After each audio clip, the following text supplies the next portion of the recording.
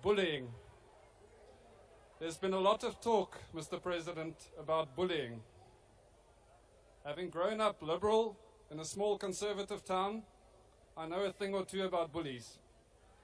So it hurts me to say we are indeed being strong-armed. However, the bully is not across the sea. It is a ghost of budgets past.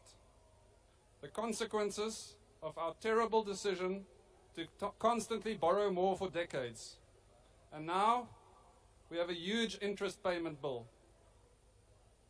Mr. President, I welcome much of your SONA speech. However, I do find it baffling that our national debt was not mentioned once. This year,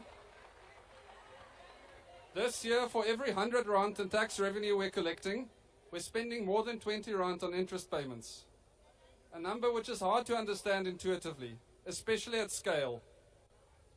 But if we divide it up into days, hours, minutes, and then seconds, our debt is costing us over 13,000 rand every time your heart beats, Mr. Chair. Time is money and it's being wasted. The minute that I've now been speaking for is equivalent to roughly 800,000 rand in interest payments. Money that could have provided nearly 160,000 meals to our national school feeding scheme. Mr. Chair, our children aren't eating because our debt is eating us. It's consuming money from our stomachs, from our schools and our hospitals, from our futures. And Mr. Chair, like with any other bully, the only way we're going to escape this one is by growing bigger and stronger. Yes, we can cut money by cutting waste and efficiency, and by not funding ridiculous programs like the 3.5 billion rand we've penciled in for peacekeeping in Central Africa over the next 2 years.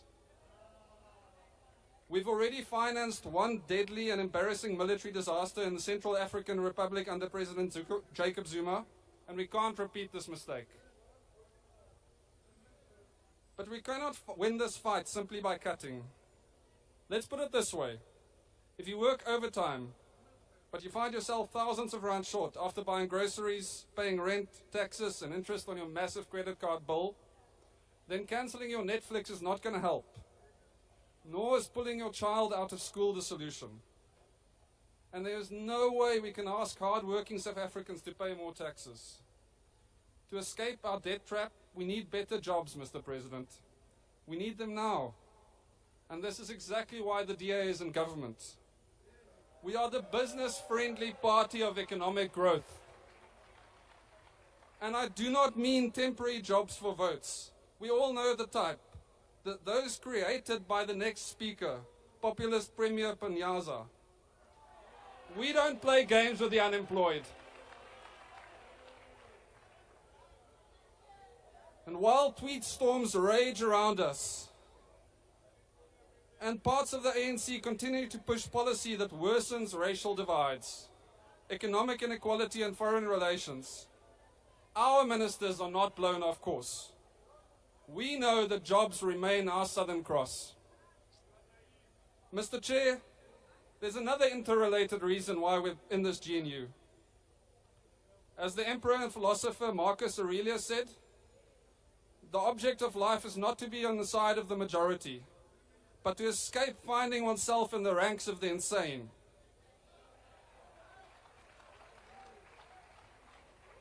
We have to ask, how much money would farmers feel comfortable spending on tractors last year if the Honorable Molefe was the Minister of Agriculture? And how do you think the Expropriation Act would be implemented if the Honorable Malema was the Public Works Minister? The DA puts in place competent people to run the government. Our DA ministers turned around Home Affairs quicker than most people could get a passport under Jacob Zuma.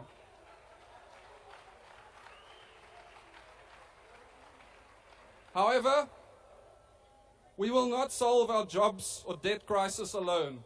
Our partners need to do more. We cannot speak with forked tongues, Mr. Speaker. Saying with one side of our tongue that we want to grow the economy and employ more people, but also with the other part of our tongue that we are putting in place conditions on who can be employed, and dictating how much of our products must be manufactured locally, and then imposing knee-capping tariffs on those products for export. Starting a business is already an extremely risky and difficult process. Why is this government making it so much harder? We need jobs, not regulations.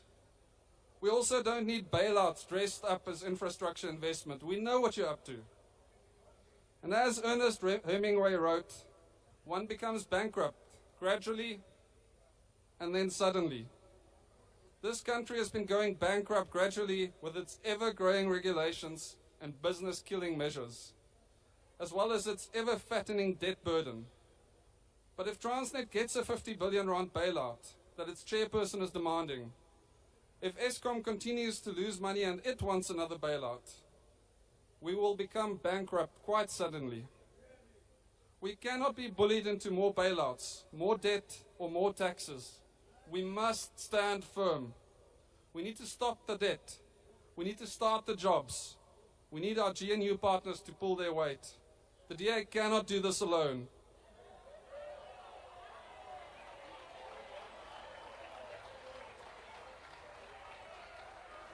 The DA is not in the GNU to be an enabler to the drunk parts of the ANC. We need a Ministry of Finance that won't be bullied into more debt, more taxes, or more bailouts. Mr. Chair, I've been speaking for 6 minutes while allocated 7. I'll be giving back the equivalent of exactly R1 million in national interest payments to the House. Will our government do the same? Will they give back jobs to our people?